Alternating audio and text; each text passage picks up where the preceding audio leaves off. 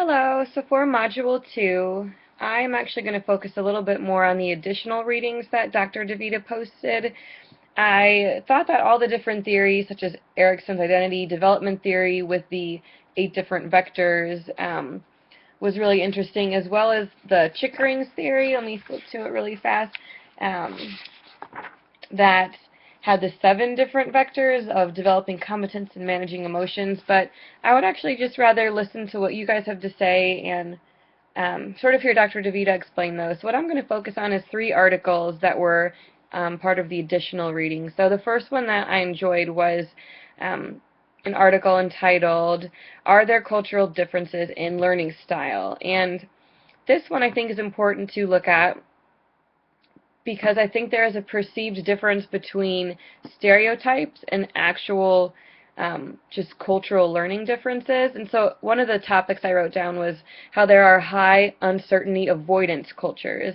And it mentions that one of these cultures that typically displays this behavior are the Asian cultures, and that a lot of Asian students that come here to America may appear more timid or shy or uncomfortable in certain classroom environments, and they attribute that to them being a part of the uncertainty avoidance cultures. For example, if the professor wants you to call them by their first name, that is something that makes them feel uncomfortable because it feels like an issue of disrespect to them. And I think it's important to recognize little nuances like this so that we can help make our students feel more comfortable in these sort of environments. And a question that the article posed was, are these perceived cultural differences on the learning process empirically verifiable or just stereotypes? And I think that's an interesting question that if any of y'all would like to respond to in our follow-up post, I would appreciate it. Because obviously this is not going to apply to all Asian students who are, very connected to their distant Asian culture. However, I think that, this research has come from somewhere, and maybe we have seen it. I know I have seen several Asian students before who do appear a little bit more uncomfortable in certain classroom environments in terms of speaking out and participating. Just to keep on going then, the next article I liked was the article about dropouts. It was called "Dropout from Higher Ed, a Theoretical Synthesis of Recent Research." And I think that this is important for us to look at just because we need to figure out why students are dropping out, so in our profession we can do something to hopefully keep them here. And the whole point was there's not a ton of real hard evidence and research to really point out what students are dropping out and why. They figured out that for students that are kicked out, essentially, it's because of grades. But this study more focused on students who are voluntarily leaving, and it was related to a lack of congruency between the individual and both the intellectual climate and the social systems of the institution, and just institutional commitment to keeping students. So I think we need to look at the students that are pulling away by choice.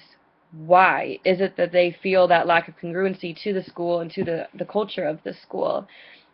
The last article was about retention, and it talked about 3 different things we need to realize and sort of work towards to keep our students here and retain them. The first was the difference between understanding why students are leaving versus actually knowing what to do to help them to stay, so like a problem-solving thing.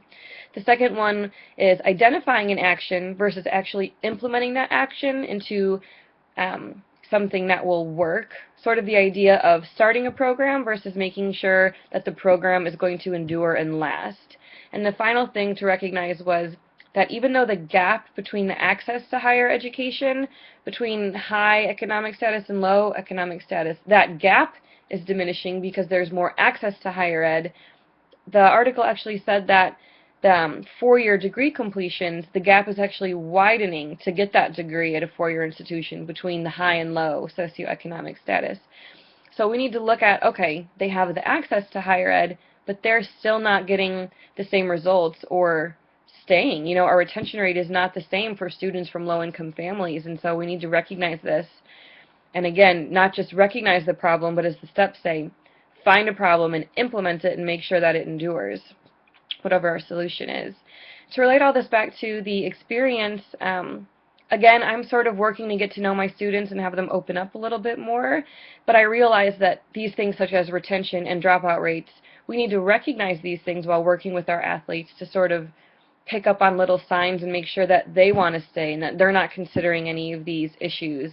As well as if we do have any athletes, for example, that are from these uncertainty cultures, maybe they're feeling a little, overwhelmed by the environment and like the social context of our school. So just to keep all these different frameworks in mind of culture and retention and dropout rates. Look forward to hearing everyone else's videos. Thanks.